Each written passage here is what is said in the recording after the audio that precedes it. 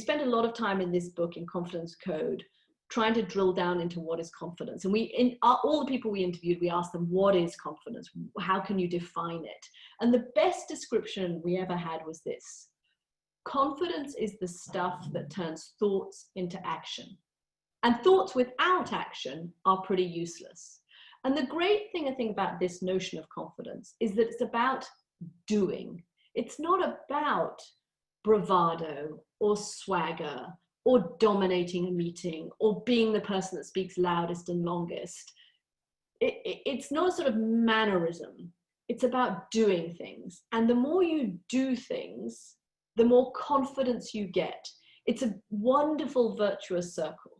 You build confidence by going outside of your comfort zone, by trying things that are hard for you, by taking risks. For me, that risk of saying, listen, I'm prepared to walk away. I have to have a 4-day week, not a 5-day week on this show.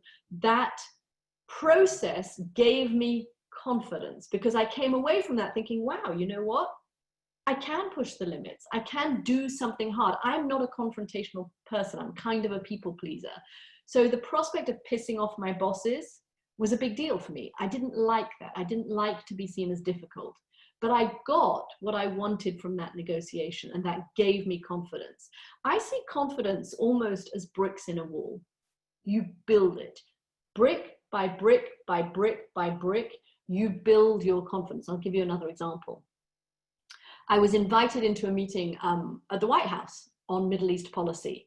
And I walk into this room and there are 12 guys and 2 women. And I sit down at the table and I look around and I think, oh my goodness, all of these people are super duper Middle East experts. They have lived in the field, they speak the language, they have worked with these governments, and I'm just a generalist. I'm just a journalist. I shouldn't really be here. My kind of default was I didn't deserve a seat at that table because I was not a Middle East expert.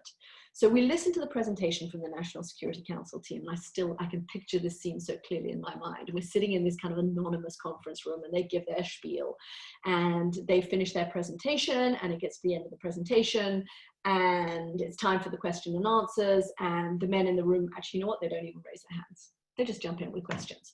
So the men are all jumping in with their questions, and this other woman who was an Iran expert, hasn't said anything, and I'm sitting there thinking, okay, there's 2, and this has become a kind of point of pride for me now. There are 2 women in this room, and there are all of these guys, and none of the other woman doesn't look like she's going to ask a question, but I don't want this session to end without a woman's voice being heard, so I better ask a question. But if I'm the one that asks a question, they're going to realize that I don't know as much as them, and the question will probably be kind of dumb, and it will reveal my ignorance, and then I'll probably blush, and then everyone will stare at me, and then I'll start to sweat, and I'll probably stumble over the question, and oh my God, it will be the end of the world. I can't possibly ask a question. And all of this, by the way, is going on in my head.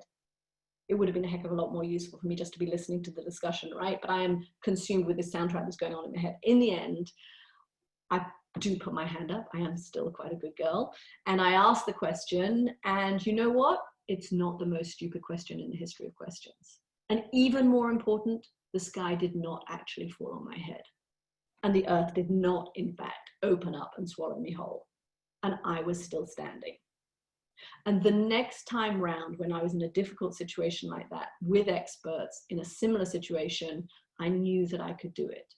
I had banked some confidence. I had put a brick in my wall of confidence, and no one could ever take that away from me. And that is where confidence comes from. It doesn't come from likes on an Instagram post. It doesn't come from flattery from friends. It doesn't come from, if you're a musician, a wonderful review in the newspaper. That kind of confidence boost is ephemeral. It disappears. And when we look at younger people, the younger generation, particularly a social media generation, we have what psychologists call volatile confidence. It can be easily snatched away. But confidence that comes from taking risks and going outside your comfort zone and overcoming hurdles, that is permanent confidence. That's the kind of confidence you want. We talk about acting more. Act more. And by the way, the risks, the downside that goes around in your head when you're about to take a risk, it's nearly always much bigger in your head than in reality.